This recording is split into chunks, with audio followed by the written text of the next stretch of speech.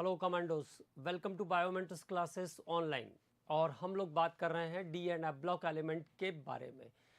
तो inorganic chemistry में आपको सिंसियरिटी के साथ क्या करना है, सभी पॉइंट्स को रिवाइज करना है, बार बार चीज़ों को रिकॉल करना है, क्वेश्चंस भी लगाने हैं। इसके साथ कुछ एक्स्ट्रा क्वेश्चन भी आपको मिलेंगे, क्योंकि पहले बहुत सिलेबस बड़ा था, अब थोड़ा छोटा हो गया है, लेकिन उससे घबराना नहीं है। कुछ चीज़ें एक्स्ट्रा हैं तो उसको पढ़ लेना है, बाकी एनसीईआरटी को एज इट इज़ फॉलो करना है। ठीक है, तो चलिए एक बार फिर से डी ब्लॉक में क्या क्या चीज़ें थी उसको रिकॉल करते हैं, फिर उसके बाद कैमोनोफोर के बारे में आज पढ़ना है हमको।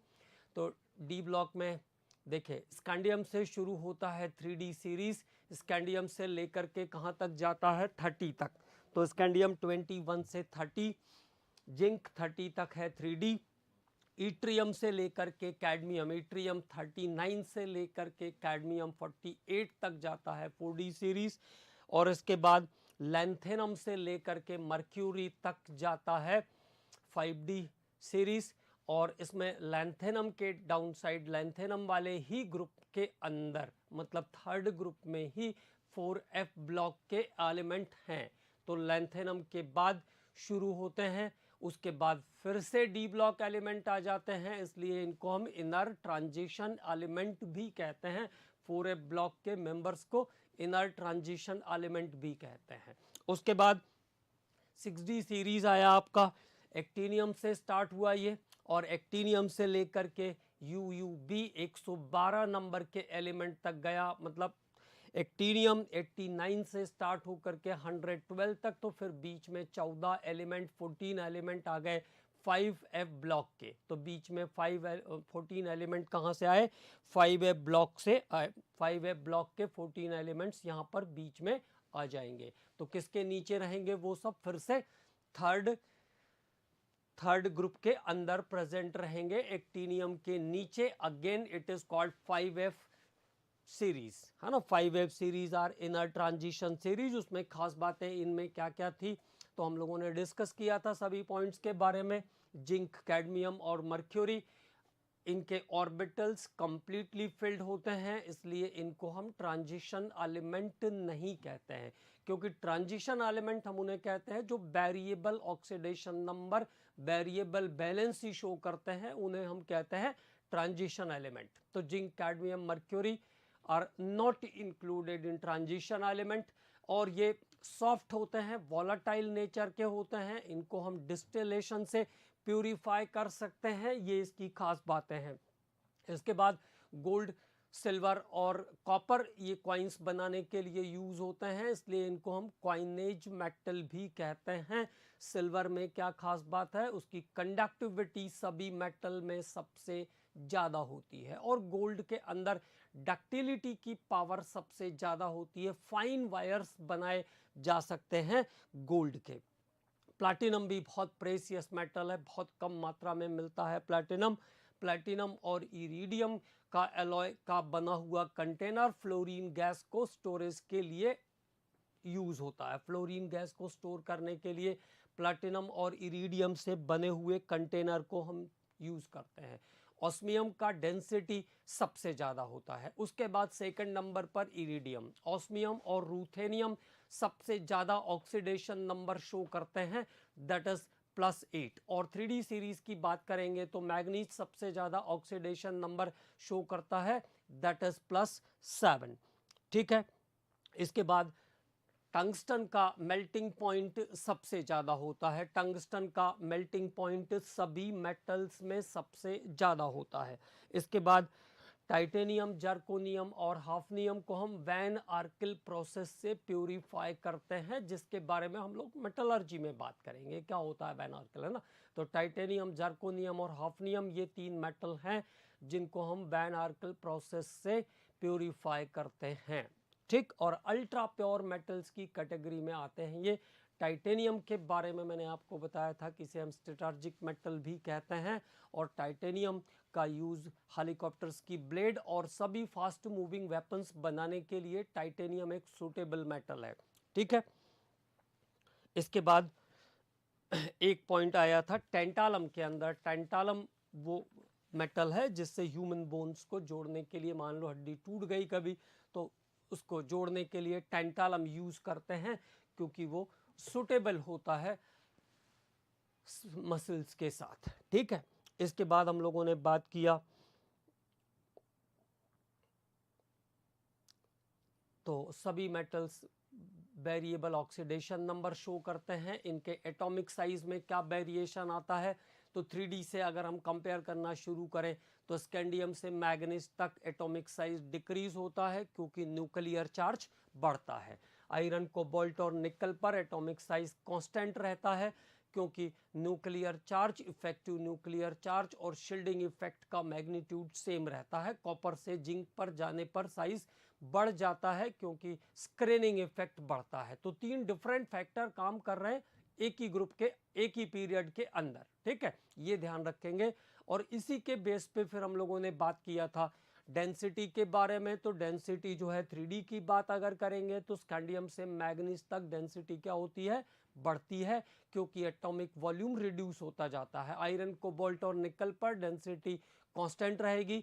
कॉपर से जिंक पे जाएंगे तो जिंक की डेंसिटी कॉपर के कंपैरिजन में कम हो जाएगी, जिंक की डेंसिटी कॉपर के कंपैरिजन में कम हो जाएगी। ठीक है, इसके बाद एटॉमिक वॉल्यूम के बाद हम लोगों ने बात किया आयोनाइजेशन एनर्जी के बारे में। तो आयोनाइजेशन एनर्जी में भी क्या ध्यान रखना है, आयोनाइजेशन एनर्जी स्कैंडियम से मैग्नीज तक बढ़ती हुई जाएगी क्योंकि वॉल्यूम कम हो रहा है, न्यूक्लियर चार्ज बढ़ रहा है। आयरन, कोबाल्ट और निकल पर ऑलमोस्ट सेम रहेगी और कॉपर से जिंक पर जाने में फिर आपको ये बात ध्यान रखनी होगी कि जिंक में 3D ऑर्बिटल कंप्लीटली फिल्ड है, 4s2 3d10 कॉन्फ़िगरेशन रखता है जिंक, तो हाईली स्टेबल होगा।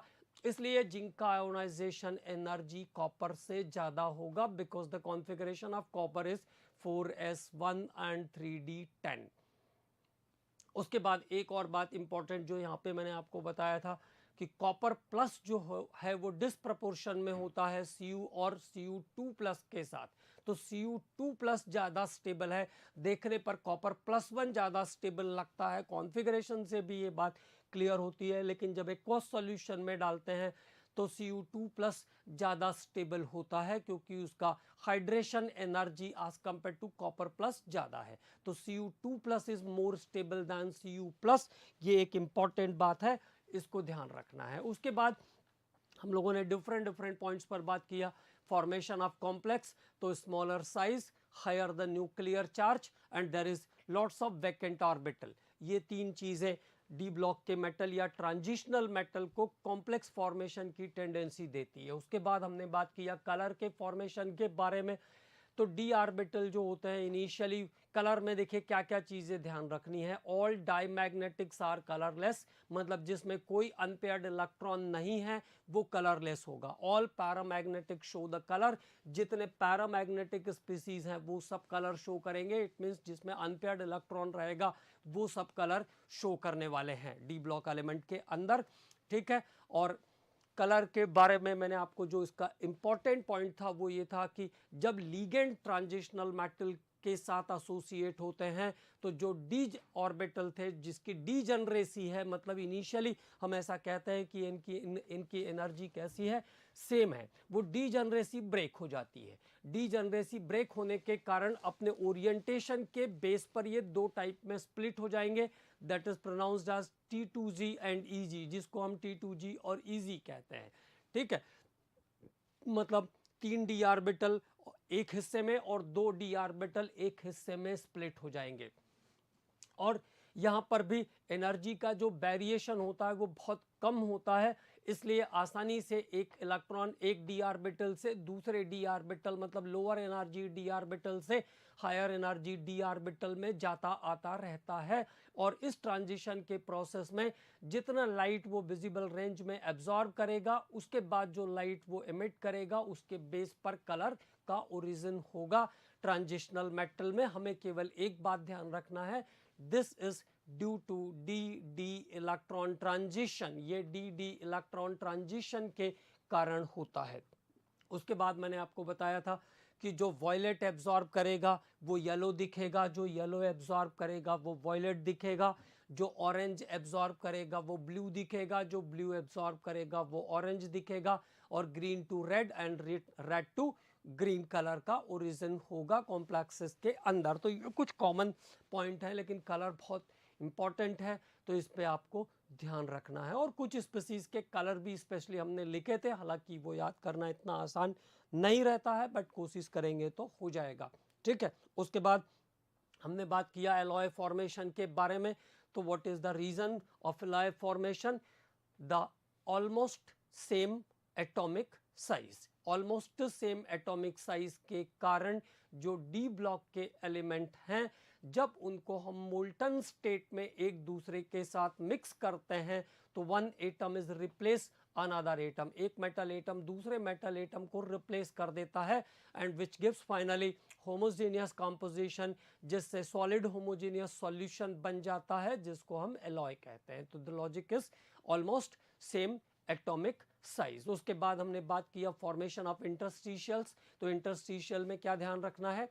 स्मॉल साइज के जो नॉन मेटल एटम है, स्मॉल साइज के जो नॉन मेटल एटम है विच ऑक्यूपाई द इंटरस्टिशियल साइट्स, जो इंटरस्टिशियल साइट को ऑक्यूपाई कर लेते हैं, जिससे बनता है इंटरस्टिशियल कंपाउंड। और इसके कारण जो इंटरस्टिशियल्स होते हैं, इसके कारण फिजिकल प्रॉपर्टी में डिफरेंस आता है, फिजिकल प्रॉपर्टी में डिफरेंस आता है, और ये बॉन्डिंग रूल को ओबे नहीं करते हैं, ये ध्यान रखना है। स्टोकियोमेट्री लेकिन चेंज हो गई तो उसके कारण फिजिकल प्रॉपर्टी, जैसे हार्डनेस है, जैसे मैंने आपको बताया था कि लोहा बहुत हार्ड होता है, तो उसका कारण है उसके अंदर कार्बन का प्रेजेंस। प्लैटिनम और पैलेडियम जैसे मेटल्स अपने अंदर हाइड्रोजन को एडजॉर्ब करते हैं, और इस हाइड्रोजन को हम ऑक्लूडेड हाइड्रोजन कहते हैं। ये सब टर्म्स पूछते हैं, इसलिए मैं आपको बार बार मैं भी रिकॉल करता हूँ आपके साथ बार बार, ताकि आपको ये सब चीज़ें याद हो जाए परफेक्टली, बिना ज़्यादा स्ट्रेस किए हुए, क्योंकि इनऑर्गेनिक में ये बात बहुत ज़रूरी है कि चीज़ें हमको याद हो जाए। ठीक है, इसके बाद हम लोगों ने बात किया था कैटालिटिक प्रॉपर्टी के बारे में। तो कैटालिटिक प्रॉपर्टी क्यों आ जाती है ट्रांजिशनल मेटल में? Because of presence of free electron balance, या सरफेस पे जो एटम रहते हैं उनमें फ्री वैलेंसी प्रेजेंट होती है। और दूसरी चीज, इसमें वेरिएबल ऑक्सीडेशन नंबर, मतलब अपने ऑक्सीडेशन नंबर को चेंज करने की भी प्रोबेबिलिटी होती है, इसलिए ये क्या करते हैं, आसानी से कॉम्प्लेक्स इंटरमीडिएट कॉम्प्लेक्स का फॉर्मेशन करते हैं। तो this is the logic for catalytic property in transitional metals. उसके बाद हमने बात किया K2Cr2O7 के बारे में, दैट इज पोटेशियम डाइक्रोमेट। तो पोटेशियम डाइक्रोमेट को हम कैसे बनाते हैं? क्रोमाइट ओर से बनाते हैं। First of all chromite ore is FeOCr2O3, और क्रोमाइट ओर को हम फ्यूज्ड करते हैं Na2CO3 के साथ। Chromite ore is fused with Na2CO3 and air. तो यहाँ से क्रोमाइट ओर से हम जाते हैं सोडियम क्रोमेट पर, फिर उसको सल्फ्यूरिक एसिड से ट्रीट करके हम लेके जाते हैं सोडियम डाइक्रोमेट पर, फिर सोडियम डाइक्रोमेट को KCl से ट्रीट करेंगे तो ये पहुंच जाएगा K2Cr2O7 में। और K2Cr2O7 जो है वो ऑरेंज कलर का क्रिस्टलाइन सॉलिड होता है, less soluble in cold water but Fairlie soluble in hot water. Hot water के अंदर कंप्लीटली सोलूबल होता है K2Cr2O7। ठीक, अगर K2Cr2O7 को हम अल्कलाइन मीडियम में रखेंगे या pH 7 से ज़्यादा पर रखेंगे तो वो येलो कलर देगा due to presence of CrO4 chromate ion, due to presence of CrO4 2- ions. Chromate ion के कारण वो येलो कलर देगा। और अगर हम उसको फर्दर एसिडिफाई कर देते हैं, वापस से एसिड डाल देंगे उसके अंदर, तो फिर वो वापस से ऑरेंज रेड हो जाएगा, मतलब फिर से K2Cr2O7। तो Cr2O7 2 नेगेटिव आयंस के कारण उसमें फिर से ऑरेंज रेड कलर मिल जाएगा। तो ये K2Cr2O7 का डिफरेंट मीडियम के हिसाब से होने वाला फर्क है। और K2Cr2O7 स्ट्रॉन्ग ऑक्सीडाइजिंग एजेंट के जैसा काम करता है, तो फेरस को फेरिक में कन्वर्ट करेगा, पोटेशियम आयोडाइड को आयोडीन में कन्वर्ट करेगा। ठीक है, पोटेशियम आयोडाइड को आयोडीन में कन्वर्ट कर देगा। इसके बाद H2S को सल्फर में कन्वर्ट करेगा, H2S2 सल्फर जाता है। इसके बाद इसकी जो रिएक्शन थी कोल्ड और कंसंट्रेट सल्फ्यूरिक एसिड के साथ क्रोमिक एनहाइड्राइड बनाएगा। हॉट और कंसंट्रेट होगा तो Cr2SO4 होल थ्राइस के साथ साथ ऑक्सीजन गैस इवॉल्व करेगा। तो there are so many important reaction, तो ये सब चीज़ें आपको ध्यान रखना है। उसके बाद K2Cr2O7 क्रोमाइल क्लोराइड टेस्ट में यूज़ होता है, मतलब ये हैलाइड क्लोरीन को पहचानने का टेस्ट भी है। और क्रोमाइल क्लोराइड टेस्ट के अंदर जब हम K2Cr2O7 और क्लोराइड सॉल्ट मतलब NaCl ले लीजिए और इसको सल्फ्यूरिक एसिड के साथ हीट करेंगे कॉम्बिनेशन को, तब हमें ऑरेंज रेड वेपर्स मिलते हैं क्रोमाइल क्लोराइड के। Then it gives orange red vapours of chromyl chloride, तब क्रोमाइल क्लोराइड का ऑरेंज रेड वेपर्स मिलेगा। फॉर्मूला ध्यान रखना है हमें, CrO2Cl2 द क्रोमाइल क्लोराइड। और अगर इस ऑरेंज रेड वेपर को हम अल्कलाइन सॉल्यूशन से पास कर देंगे, अल्कलाइन सॉल्यूशन से पास कर देंगे तो फिर से क्रोमेटायन Na2CrO4 बन जाएगा। तो क्रोमेटायन के फॉर्मेशन के कारण फिर से येलो कलर आ जाएगा इसमें, ठीक है। इसके बाद K2Cr2O7 जो है वो हाइड्रोजन पेरोक्साइड के साथ फिर से एसिडिक मीडियम में हाइड्रोजन पेरोक्साइड के साथ रिएक्ट करके CrO5 बनाता है। परक्रोमेट ब्लू कहते हैं इसको हम, और ये बटरफ्लाई शेप स्ट्रक्चर वाला कंपाउंड है, बटरफ्लाई शेप स्ट्रक्चर का कंपाउंड है जिसमें क्रोमियम का ऑक्सीडेशन स्टेट +6 होता है, in which the oxidation state of chromium is +6, जिसमें क्रोमियम का ऑक्सीडेशन स्टेट +6 होता है, ठीक है। तो ये कुछ इंपॉर्टेंट बातें। इसके बाद K2Cr2O7 का यूज अल्कोहलिक ड्रंकर्स को पहचानने के लिए भी किया जाता है, ठीक है।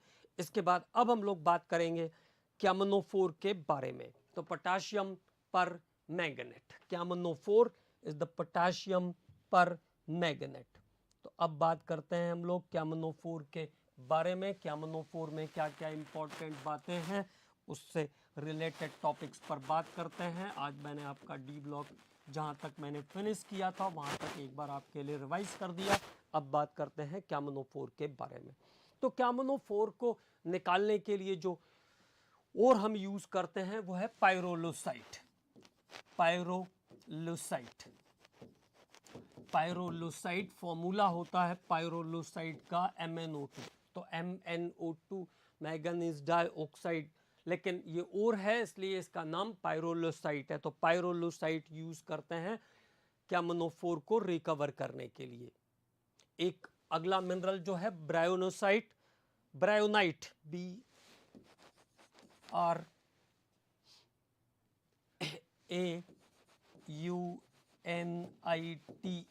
ब्रायोनाइट, और के फॉर्म में ब्रायोनाइट Mn2O3। वैसे तो हम इसको डाइमैग्नीज ट्राइऑक्साइड कह सकते हैं, लेकिन क्योंकि और का फॉर्म है इसलिए ब्रायोनाइट ही कहना पड़ेगा। और एक अगला जो और है जो मिनरल है वो है हाउसमैनाइट।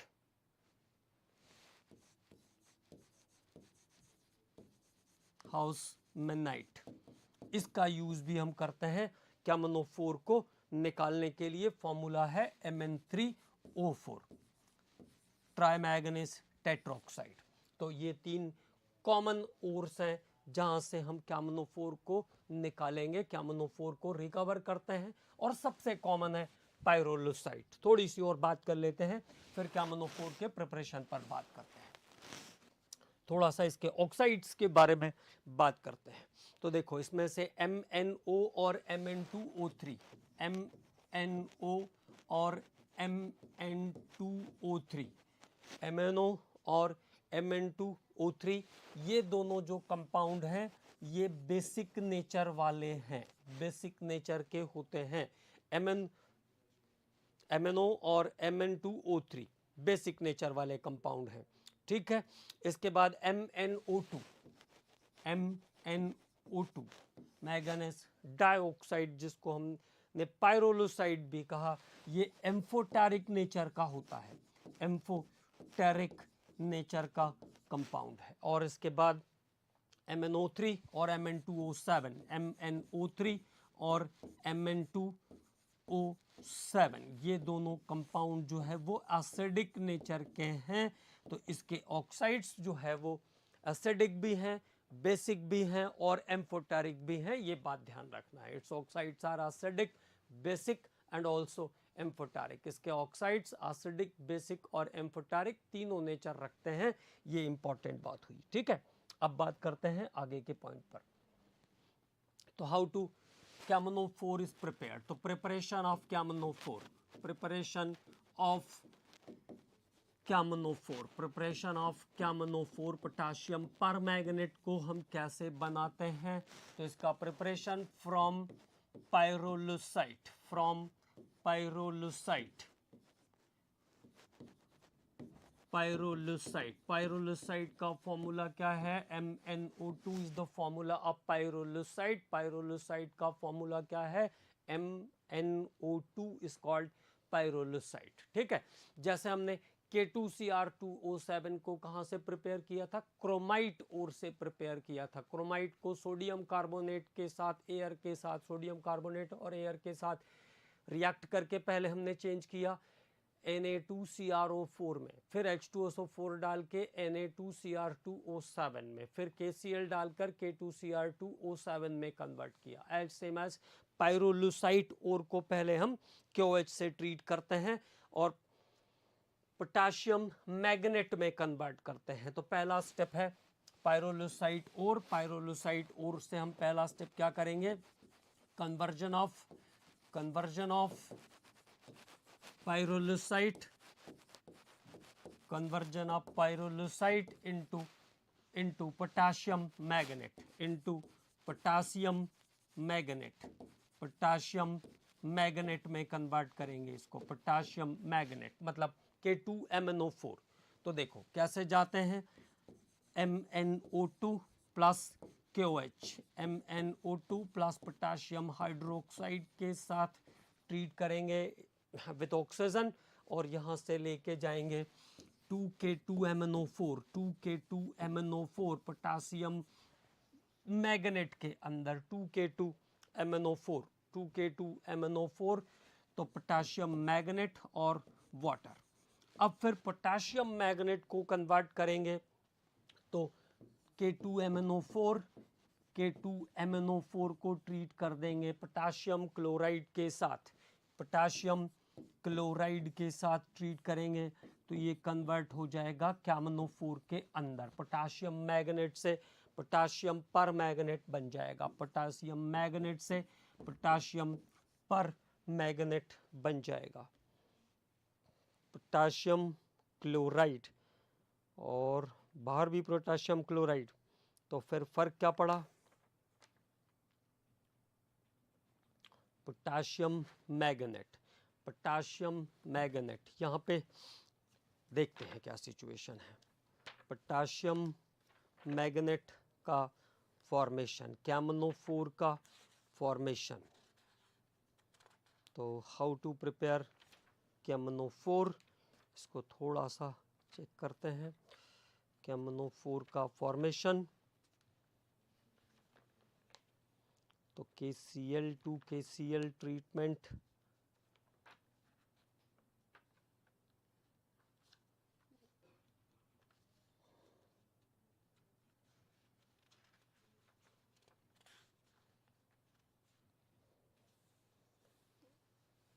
पहले गया पोटाशियम मैग्नेट में, पोटाशियम मैग्नेट के अंदर हमने क्लोरीन से ट्रीटमेंट किया इसका, ये यहाँ पे मिस्टेक हो रहा है। पोटाशियम मैग्नेट को ट्रीट किया हमने Cl2 के साथ, पोटाशियम मैग्नेट को क्लोरीन के साथ ट्रीट किया तो ये चले जाएगा KMnO4 और KCl के अंदर। ये है रिएक्शन, यहाँ पे छोटा सा मिस्टेक हो रहा था तो वो ध्यान रखेंगे ताकि बैलेंसिंग में प्रॉब्लम ना हो। वैसे तो सिंपल सी बात है, पायरोलुसाइट को हमने चेंज किया पोटाशियम मैग्नेट में और फिर पोटाशियम मैग्नेट को हमने चेंज किया पोटाशियम पर मैग्नेट में। यहाँ तक तो बात क्लियर है।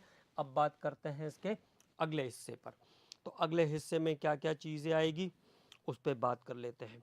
Violet colour crystalline solid, KMnO4 जो है वो कैसा है, वॉयलेट कलर का क्रिस्टलाइन सॉलिड, वॉयलेट कलर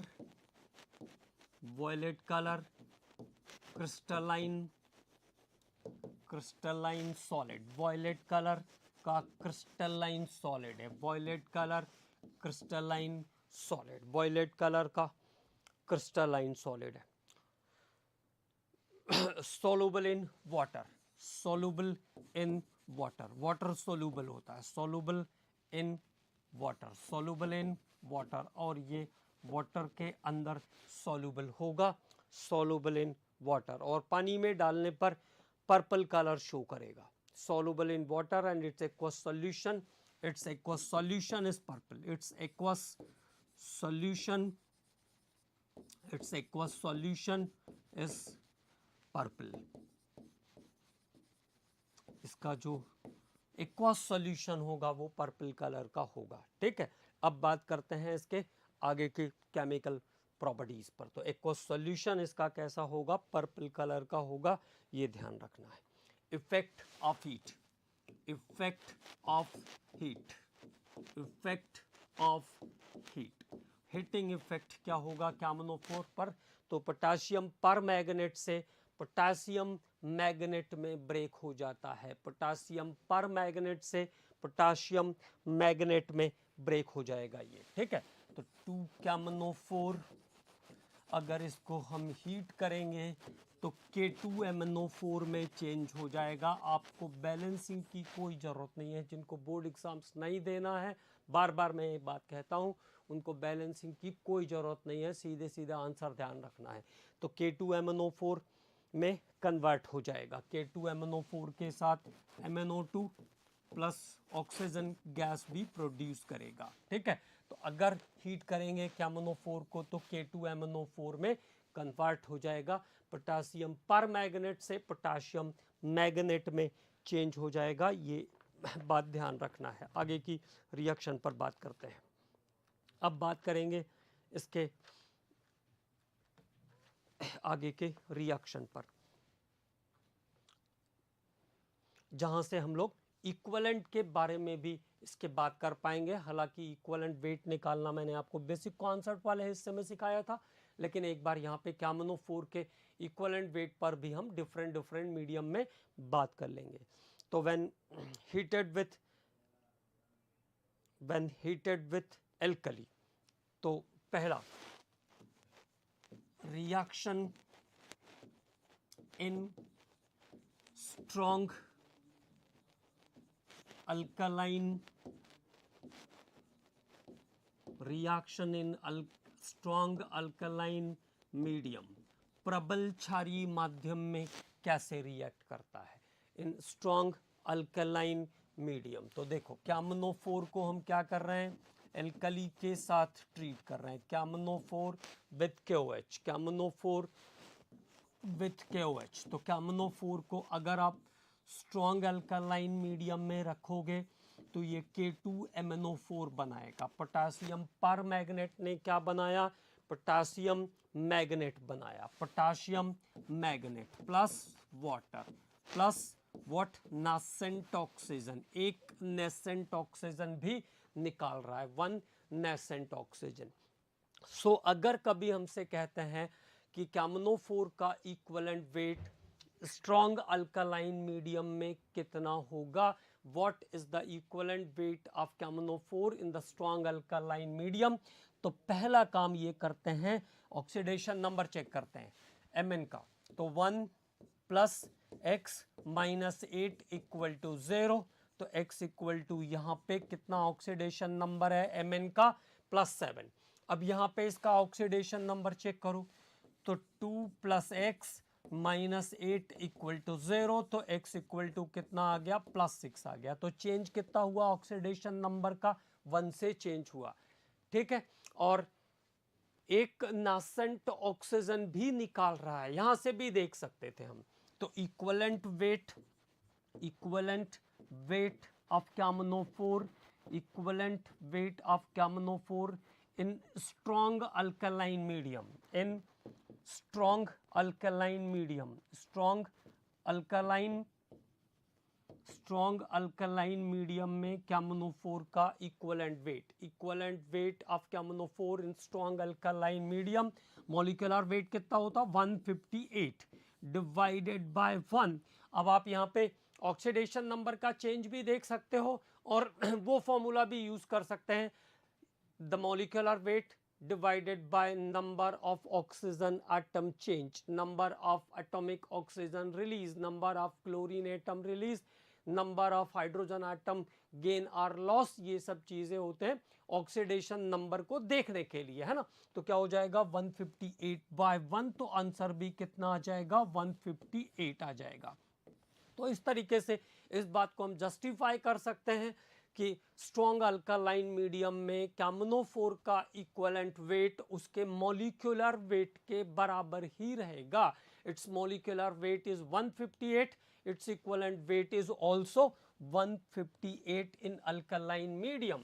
तो स्ट्रॉन्ग अल्कालाइन मीडियम की बात किया हमने। अब बात करते हैं in neutral medium, in neutral medium, neutral medium और अल्कालाइन मीडियम। अब देखिए स्ट्रॉन्ग अल्कालाइन और अल्कालाइन दोनों में अंतर है, ये ध्यान रखेंगे। न्यूट्रल मीडियम और अल्कालाइन मीडियम, न्यूट्रल मीडियम और अल्कालाइन मीडियम। तो अल्कालाइन मीडियम कहेंगे तो आंसर अलग, स्ट्रॉन्ग अल्कालाइन कहेंगे तो अलग। लेकिन अगर मान लो कभी अल्कालाइन वाला आंसर नहीं दिया है, अब अगर अल्कालाइन वाला आंसर, दोनों अलग अलग बातें हैं, अगर दोनों में से कोई एक ही ऑप्शन पे गए हैं तो वो अल्कालाइन से रिलेट करेगा। जैसे मान लो कभी भी ये अल्कालाइन नहीं दिया, स्ट्रॉन्ग अल्कालाइन दिया लेकिन स्ट्रॉन्ग शब्द नहीं लिखा, तो आपको ध्यान रखना है कि वो स्ट्रॉन्ग अल्कालाइन ही अल्कालाइन मीडियम कंसीड होगा। ठीक है, ऐसा एक बार हो चुका है, इसलिए ये बात ध्यान रखना है। तो अब बात करते हैं न्यूट्रल मीडियम में। तो देखो कैमनोफोर को यहाँ पे हमने क्या काम किया, कैमनोफोर को हमने वाटर के साथ ट्रीट किया। तो यहाँ तक तो हम उसको न्यूट्रल कर रहे थे, लेकिन वो क्या करेगा, KOH बनाएगा, और KOH बनाएगा तो मीडियम ऑटोमेटिकली कैसा हो जाएगा, अल्कलाइन हो जाएगा। MnO2 प्लस KOH, तो KOH बनाया तो मीडियम कैसा हो गया, अपने आप अल्कलाइन हो गया। And during this process it release the 3 nascent oxygen, और 3 नासेंट ऑक्सीजन इसने जनरेट किया। तो अगर न्यूट्रल मीडियम में रखा हमने और वो अल्कली प्रोड्यूस कर रहा है तो मीडियम इटसेल्फ अल्कलाइन हो गया, but this is general alkaline medium, it is not strong alkaline medium. तो now what happens, equivalent weight of KMnO4, equivalent weight of KMnO4 is m/3। यहाँ पे इक्विवेलेंट वेट कितना हो जाएगा, m/3 हो जाएगा, क्योंकि ये 3 नासेंट ऑक्सीजन निकाल रहा है। और आप इससे भी देख सकते हो यहाँ पे KMnO4 पे Mn का ऑक्सीडेशन स्टेट कितना है, +7। MnO2 में ऑक्सीजन का ये Mn का ऑक्सीडेशन स्टेट कितना हो जाएगा, x - 4 = 0, तो x इक्वल टू कितना हो गया, +4 हो गया। तो what is the change of oxidation number, change of oxidation number कितना है, 3 का है, तो that is m/3 number of electron exchange by number, molecular weight by number of electron exchange, molecular weight by number of electron exchange. ठीक है, तो m/3 या 3 nascent oxygen निकाल रहा है, इससे भी आप देख सकते हो। तो this time it is 158/3, 158/3 is the equivalent weight of KMnO4। तो कितना हो जाएगा, 3 × 5 = 15, 3 × 2 = 6, और फिर से 2 बच गया तो 6, तो 52.6 के आसपास, 52 पॉइंट समथिंग कह लीजिए आप। ठीक है, ये KMnO4 का इक्विवेलेंट वेट होगा न्यूट्रल या अल्कलाइन मीडियम में। ठीक है, अब बात करते हैं इन स्ट्रॉन्ग एसिडिक मीडियम या एसिडिक मीडियम कह ले, एक ही तरीके से वर्क करता है एसिडिक मीडियम। तो एसिडिक मीडियम में KMnO4 कैसा काम करता है, KMnO4 को सल्फ्यूरिक एसिड के साथ ट्रीट कर दीजिए, सल्फ्यूरिक एसिड के साथ, तो ये आ जाएगा K2SO4 plus twice of MnSO4, twice of MnSO4 plus water plus nascent oxygen, तो plus water plus nascent oxygen। तो here is 5 nascent oxygen, 5 नवजात ऑक्सीजन बनती है, 5 nascent oxygen is there. So now what happens? This time equivalent weight of KMNO4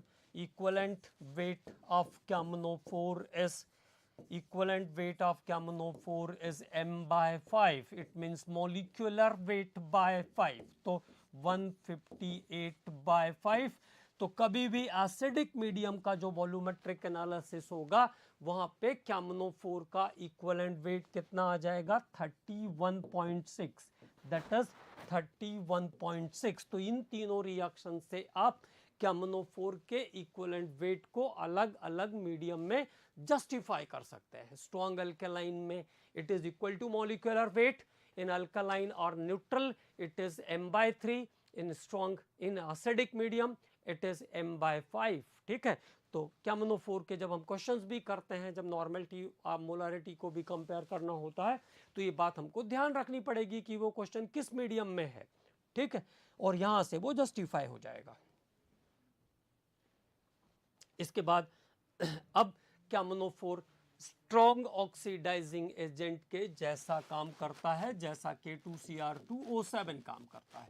तो KMNO4 act as strong oxidizing agent, strong oxidizing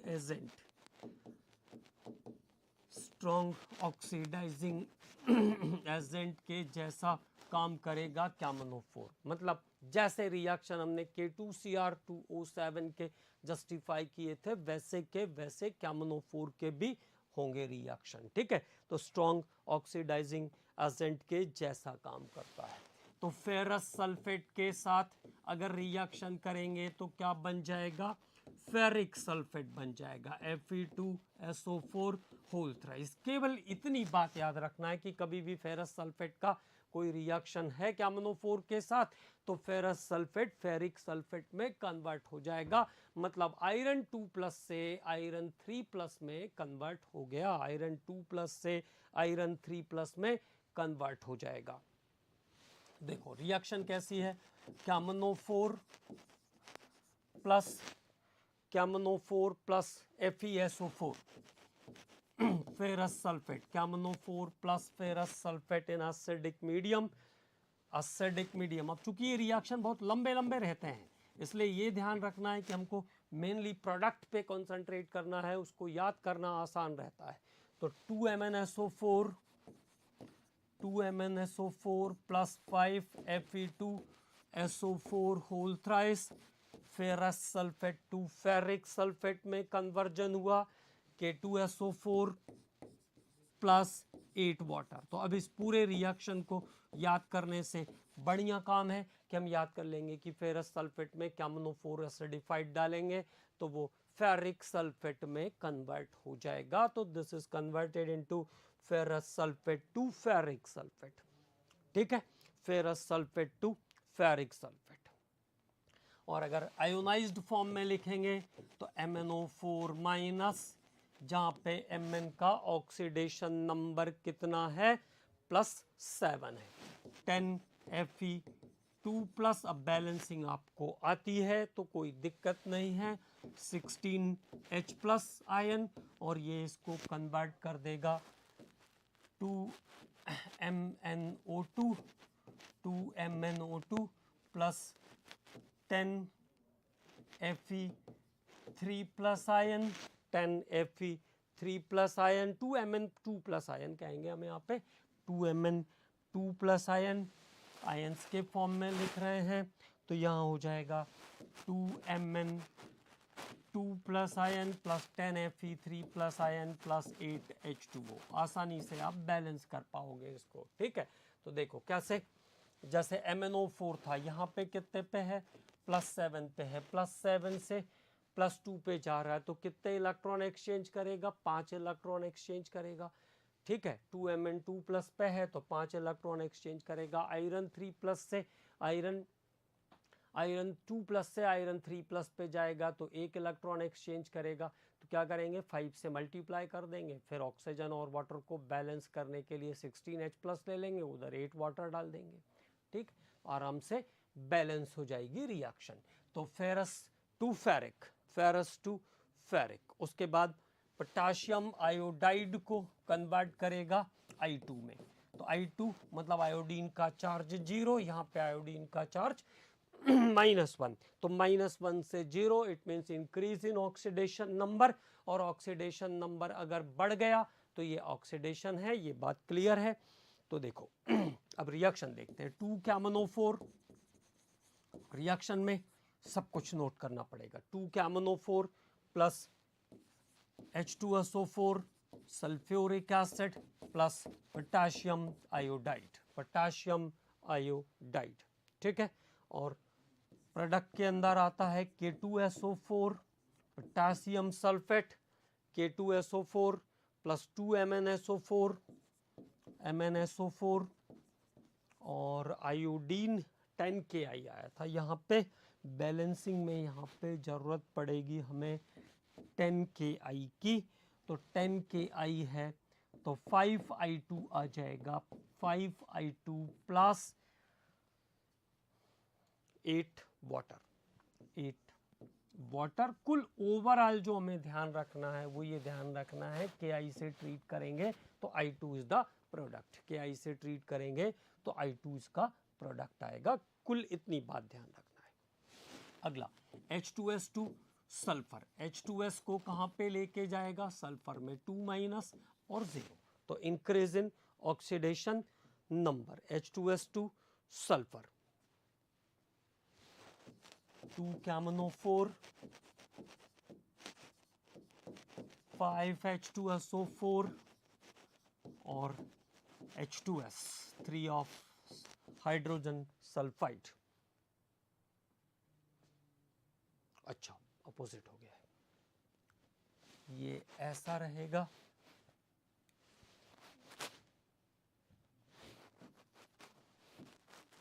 और पहले देख लो आप क्या बन जाएगा, सल्फर बन जाएगा, ठीक है। बाकी के रिएक्शन बैलेंस करते रहते हैं। तो that is K2SO4 2MnSO4, K2SO4 plus 2MnSO4 2MnSO4 plus 8 water. So now the K2-KMnO4 with H2S, the result is sulfur, ठीक है।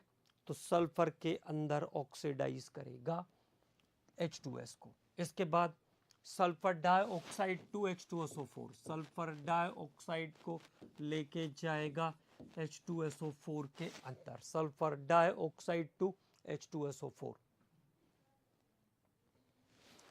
2-KMnO4 plus 5SO2 plus 2 water, और रिएक्शन में क्या बन जाएगा, सल्फ्यूरिक एसिड, तो 2H2SO4 sulphuric acid, K2SO4 plus 2MnSO4, K2SO4 plus 2MnSO4। एक बार check कर लेते हैं, बैलेंसिंग 2K है, ठीक है। तो 4K नहीं बनेगा ना, K2SO4 ही बनेगा, ओनली K2SO4 इज देयर, क्योंकि वहाँ पे 2 ही पोटाशियम है। तो K2SO4 प्लस 2 ऑफ MnSO4, ये इस रिएक्शन का प्रोडक्ट होगा। अगले रिएक्शन पर आते हैं। तो there is some important reaction of K2-KMnO4। अगला Na3ASO3, Na3ASO3 sodium arsenite, Na3ASO3, Na3ASO3 से Na3ASO4, Na3ASO4, ठीक है। तो Na3ASO3 को कन्वर्ट करेगा Na3ASO4 में, Na3ASO4 में कन्वर्ट कर देगा, ठीक है। तो देखो 2-KMnO4 potassium permanganate plus sulphuric acid H2SO4, मतलब अगेन एसिडिक मीडियम में काम कर रहा है, और Na3ASO3 Na3ASO3 Na3ASO3 को कन्वर्ट करेगा Na3ASO4 के अंदर, Na3ASO4 के अंदर कन्वर्ट कर देगा। K2SO4 plus twice of MnSO4, K2SO4 plus twice of MnSO4 plus 3 water. So this is the reaction of KMnO4 for inorganic compounds. different compound को oxidise करने का काम करता है KMnO4। ठीक है, उसके बाद फॉर्मिक एसिड और ऑक्सैलिक एसिड, फॉर्मिक एसिड और ऑक्सैलिक एसिड को डिकम्पोज कर देगा CO2 में, decompose into carbon dioxide, decompose into carbon dioxide. Formic acid and oxalic acid को डिकम्पोज कर देगा कार्बन डाइऑक्साइड में। तो देखो पहला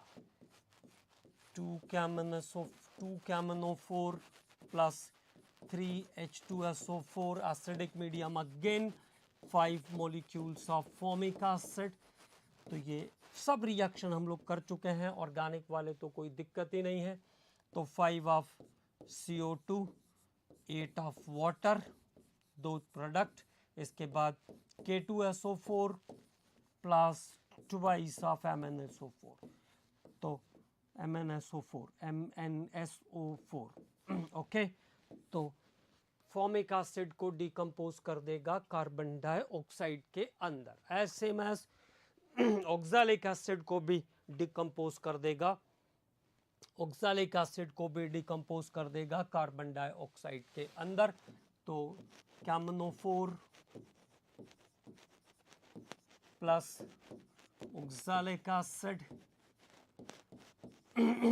oxalic acid plus H2SO4 sulfuric acid, and this is decomposed into with K2SO4 and twice of MnSO4. Okay, so now the formic acid and oxalic acid is decomposed into carbon dioxide.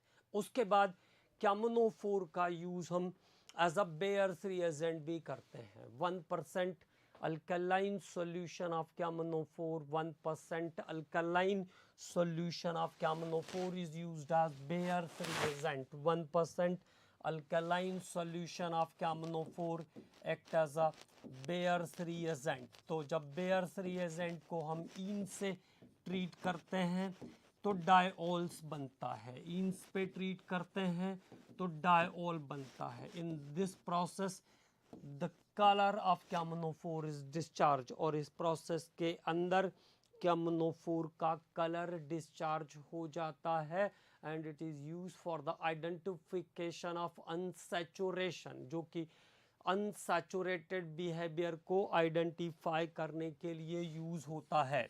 और alkyne से कैसे जाता है, alkynes पे अगर दोनों carbon पे alkyne के हाइड्रोजन हैं तो वो COH में चेंज हो जाएगा, ऑक्सैलिक एसिड में चेंज हो जाएगा। But if there is the compound like this, अगर एक कार्बन पे हाइड्रोजन नहीं है तब बेयर्स टेस्ट के प्रोडक्ट को हम कैसे लिखेंगे, CH3COCOOH के फॉर्म में लिखेंगे। मतलब जिस पे H था वो COH में गया और जिस पे H नहीं है वो कीटो में जाएगा। ठीक है, तो कीटो प्रोपेनोइक एसिड, 2-कीटो propanoic acid is the compound in this reaction. Okay, और अगले लेक्चर में हम लोग स्टार्ट करेंगे 4F एंड 5F, लैंथेनॉइड और एक्टेनॉइड। तो एक बार उनके कॉन्फ़िगरेशन को आप जरूर अच्छे से पढ़ के आएंगे तो बहुत अच्छे से बातें समझ में आएगी, क्योंकि मेन काम हमको वहीं पे करना है। आजकल कॉन्फ़िगरेशन पे क्वेश्चन आता है तो मेनली हमको उसी पर वर्कआउट करना है और वहाँ की सभी बारीकियाँ हमको सीखना है। ठीक है, ताकि कोई भी टिपिकल सा क्वेश्चन आए तो हमको बन जाए। और उसके बाद फिर ये यूनिट आपका ख़त्म हो जाएगा और फिर हम लोग स्टार्ट करेंगे कोऑर्डिनेशन केमिस्ट्री, देन मेटलर्जी। तो इनऑर्गेनिक में भी हमारे पास इतना हिस्सा बचा हुआ है। Okay, commandos, thank you.